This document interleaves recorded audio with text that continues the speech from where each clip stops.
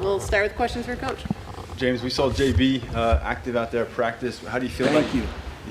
Yeah, so you don't guys got to ask me anymore. Yeah, there you go. So the offensive line depth appears to be in a good spot hitting the road here. How would you evaluate that at midseason and what his return may do for you? Yeah, we'll see. He's missed a little bit of time, so obviously getting him back kind of in the mix and greased up and ready to go. The good thing is Vayu's played well. Excuse me, Jason Vayu. Venga's played well. So obviously, be able to evaluate that throughout the week. I think they're both going to play, so we'll see how it plays out. James, you touched on it a bit yesterday, but how involved has Gabe Infante been in the preparation of McCord and Marvin Harrison Jr.? And if you could maybe explain a little bit, what advantage it gives you to have, these analysts that come from all different parts of the state and country. Yeah, I understand the question. I mean, the analysts, specifically Gabe, are doing everything that they legally can do. I mean, obviously, when you're able to have some guys kind of behind the scenes that either know a staff or know a coach or know a player, it's helpful. But those guys haven't been together in 4 or 5 years. So a lot has changed since then. But yeah, obviously, whenever you have anybody on your staff that's got history with a staff or a coach or a coordinator or a player, specifically a quarterback, there's some value in that. James, you said yesterday you have a lot of respect for Ryan Day in this program. What do you respect about Ryan? Well, obviously, number one, the success that they've had. It's interesting because he took over a program in a very different position than I did, but still very challenging for very different reasons, if that makes sense. I always got a ton of respect for him at Big Ten meetings, just kind of how he goes about his business. He's passionate about the Big Ten Conference and what we have to do to position the conference in the best chance to be successful,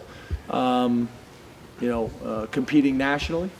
And they've done a nice job offensively, which is what his background is. So we have a lot of people in common. Him and Frank Leonard worked together at Boston College. We just know a lot of people in common, and I respect his body of work.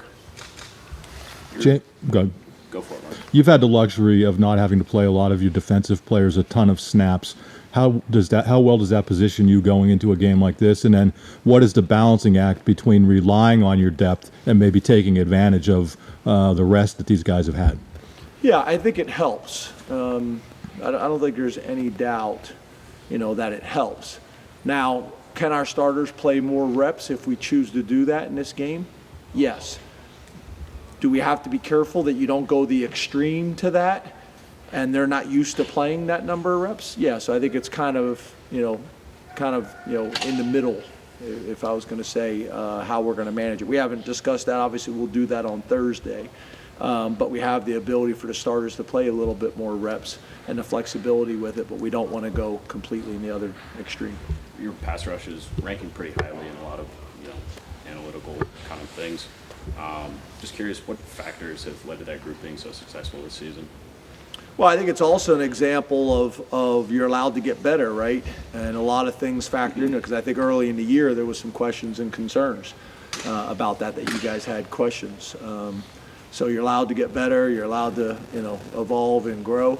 I also think the way we've been able to play and get up with a lead is also helpful with that, because they get into more pass rush situations where people are behind the chains.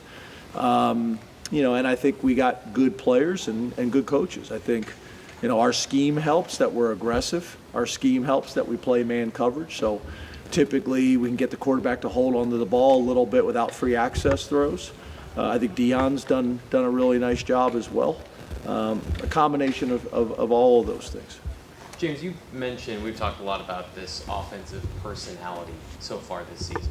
And just kind of as a step back question, do you need to be a complete team with no flaws to win at the level that you want to?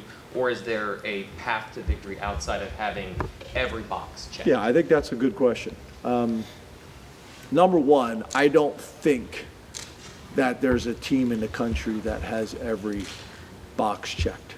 and that's college or the NFL. Everybody's got strengths and weaknesses, and the reality is sometimes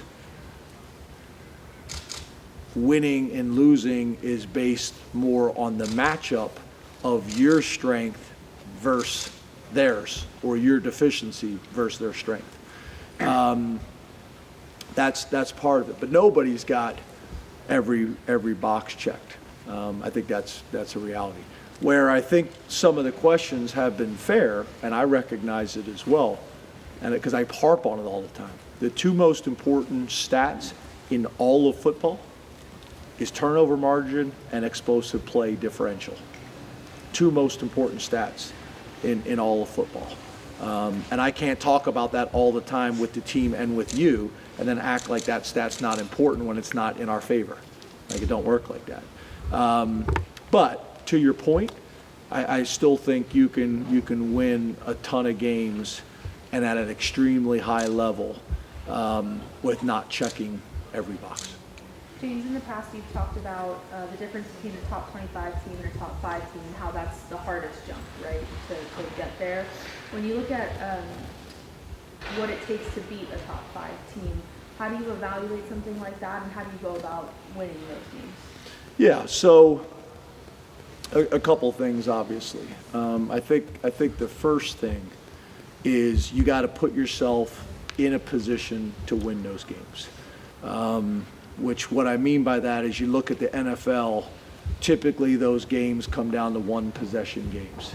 And when you're playing two highly, ranked teams competing against each other, that's typically how it's going to come down as well. It's going to come down to a one possession game. And usually one of two things happen. Situational football is going to win the game for you, and you guys understanding how to handle situational football, whether it's 2 minute or 4 minute, the ability for you to close the game on your terms, or talent. It's very similar to, when you watch certain teams, certain games, no matter what the differential is, talent differential, people can hang around for a half. And then over time, the talent takes over. So those are the two things. And I think we have closed the gap with a lot of what people would consider the top 5 programs in the country. We have slowly chipped away at that. So we've put ourselves in a much better position.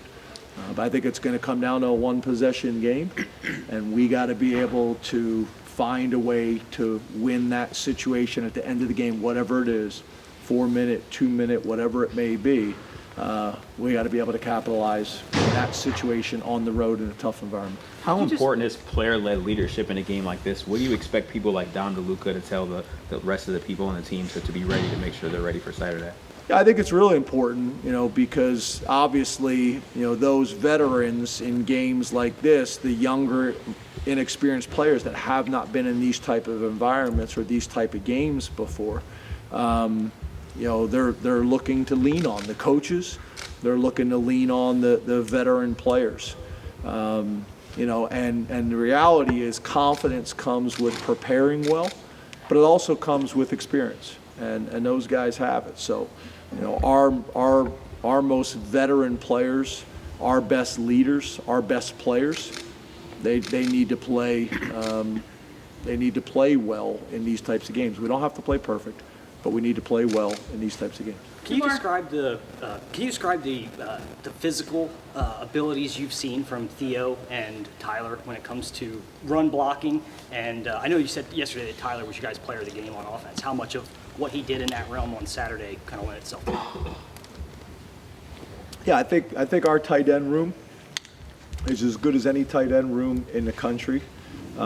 Just kind of like we talked about the pass rush, we talked about early in the season, the tight ends production wasn't, what maybe people thought it should have been, and that's changed. So you're allowed to get better as the season goes on.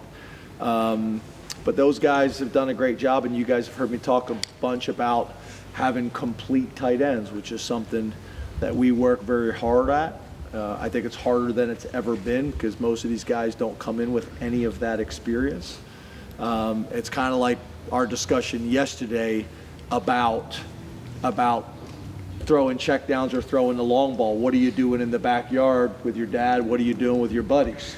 It's the same way with tight ends. You think tight ends are blocking a blocking sled in their backyard or out with their buddies? No, they're catching balls and running routes. So spending enough time working on that so that they can help us be successful and win at the highest level, but also prepare those guys for the next level. And one of the things that we talk about all the time with the next level and development at the tight end position is if you're just a receiving tight end, there's going to be a number of teams that want you, but not every team. If you're just a blocker, there's going to be a number of teams that want you. But if you can do both, all 32 teams want those guys. We need that at our level, but it also is going to help them long term as well to buy into that and invest in that. James, last Wednesday when we were in this setting, you were very complimentary about your practice performance from the team, and you also looked back after that win over UMass and credited some of that to the practice week. How were you kind of feeling about the performance thus far through a couple days here? Yeah, I just said it again. I just said it again. I think, we got some guys that if we didn't have really good depth and really good health, would be playing for us right now, in a top 10 program as true freshmen. The fact that those guys are not full-time maybe on the D squad, but they're rotating back and forth, it's been really good. It's been really competitive. There's some guys that maybe weren't ready at the beginning of the season that I think are more ready now, at least physically. And the way they're practicing and competing, it forces our guys to come to work every single day. And the more days we can put together like that, especially on Tuesdays and Wednesdays, it gives us the best chance to prepare for what the speed and the violence is going to be like on Saturday. Combine that with the good-on-good periods we have as well. I think it's the best way to give us a chance to be prepared on Saturday and play well. Thank you, Coach. Thank you. Thank you.